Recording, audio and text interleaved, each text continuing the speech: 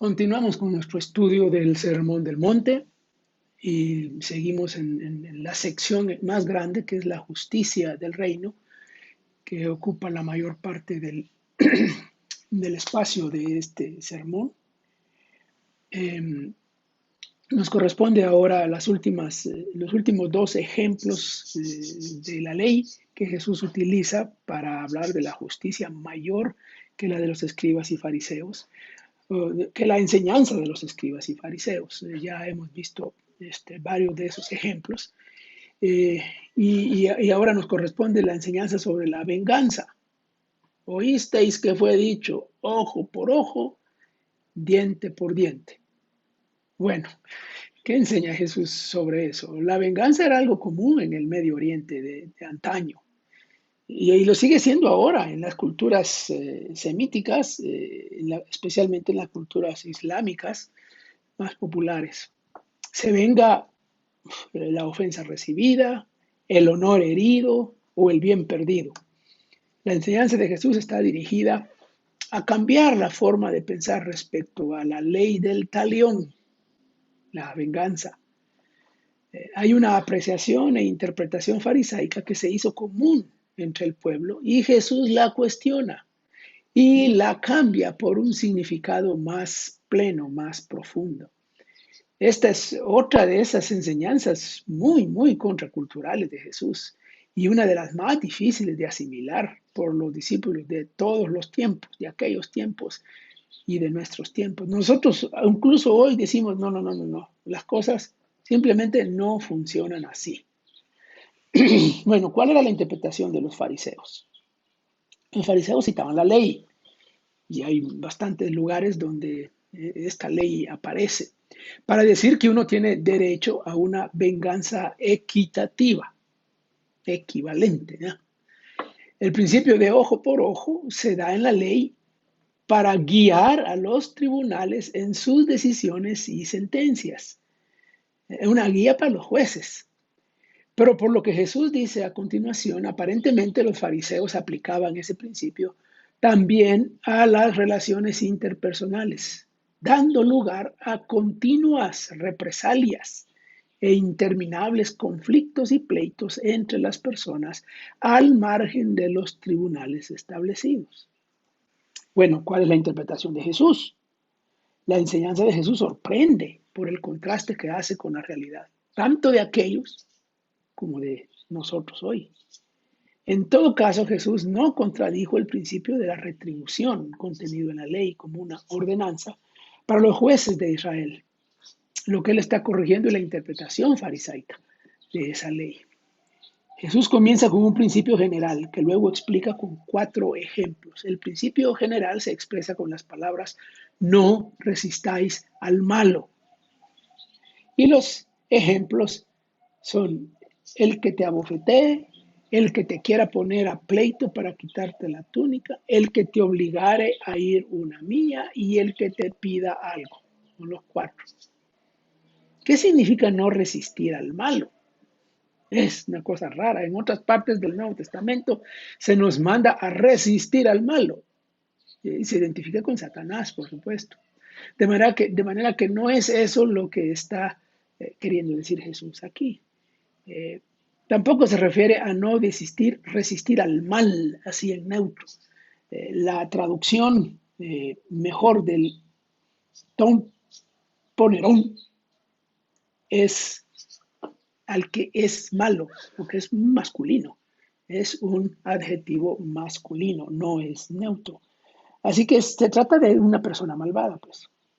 Los ejemplos de los versículos siguientes explican a qué se refería Jesús. Se trata de no resistir en el sentido de no tomar venganza por las ofensas, los insultos, las injurias recibidas. En nuestras culturas violentas, llenas de delincuencia, esta enseñanza es muy difícil de seguir. ¿Cómo debemos entender esta enseñanza?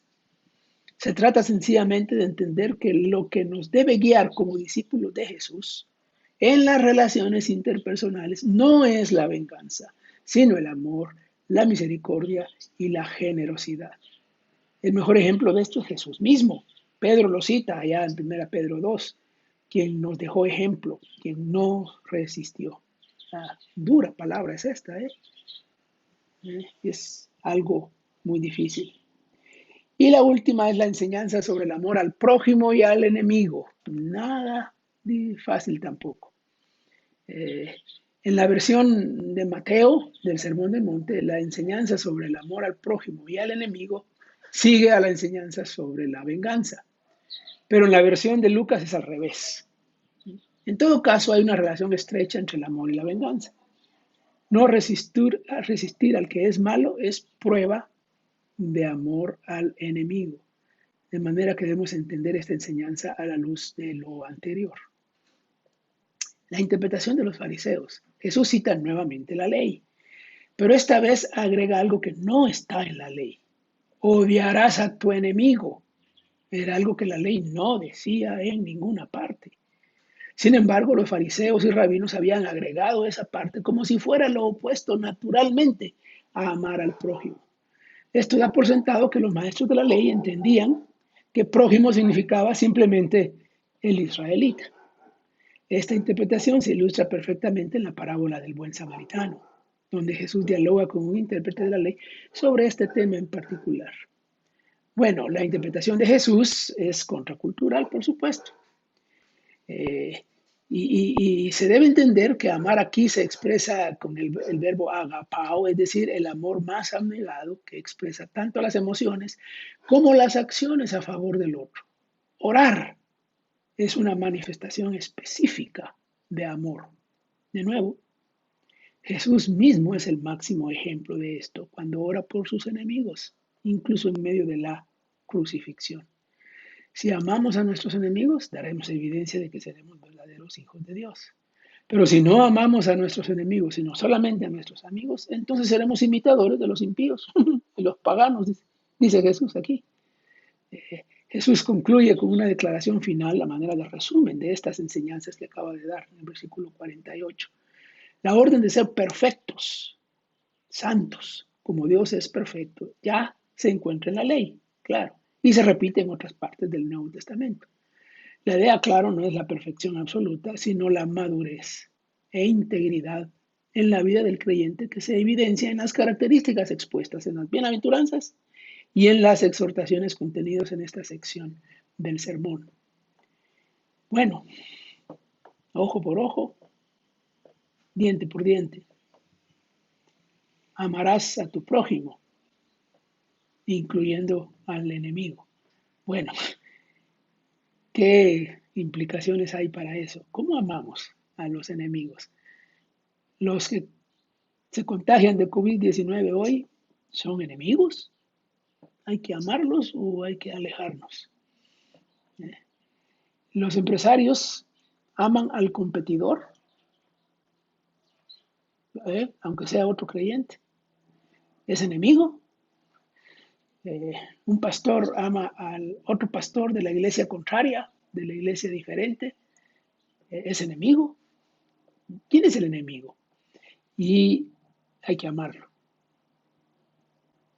Y la venganza, bueno, está prohibida a los discípulos de Jesús. Bueno,